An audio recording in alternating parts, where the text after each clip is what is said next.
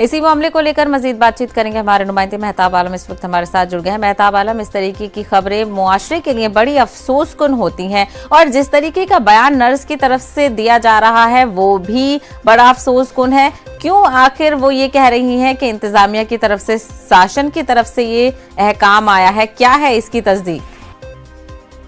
साहिबा, इस मामले को लेकर अभी थोड़ी देर पहले जो हमारी बात हुई अस्पताल के सीएमएचओ सुनील गुप्ता जी से, तो उन्होंने कहा इस तरह का कोई अहकाम हुकूमत ने जारी नहीं किया है। और अगर अहकाम जारी होता तो सबसे पहले हमारे पास आता, क्योंकि सीएमएचओ हम है न कि नर्स के पास है।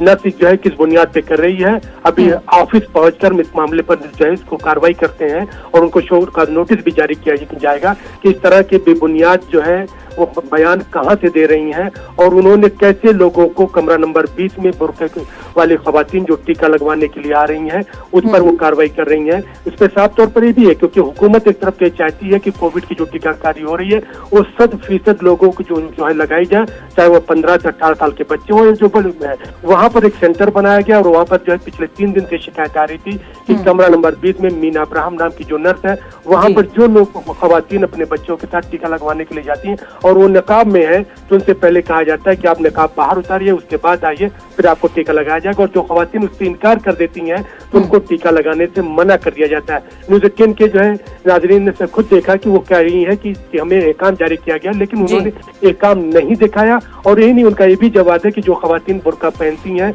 उसमें जो है ये बैक्टीरिया के फैलने के ज्यादा चांसेस होते हैं, काले कपड़े होते हैं और खवातीन धोती भी नहीं है।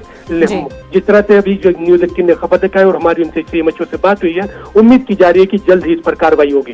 बिल्कुल, इस मामले पर कार्रवाई होनी बहुत जरूरी है क्योंकि इससे आगे जो पैगाम जाता है वो काफी गलत हो जाता है। मेहताब आलम, हमसे बात करने के लिए बेहद शुक्रिया।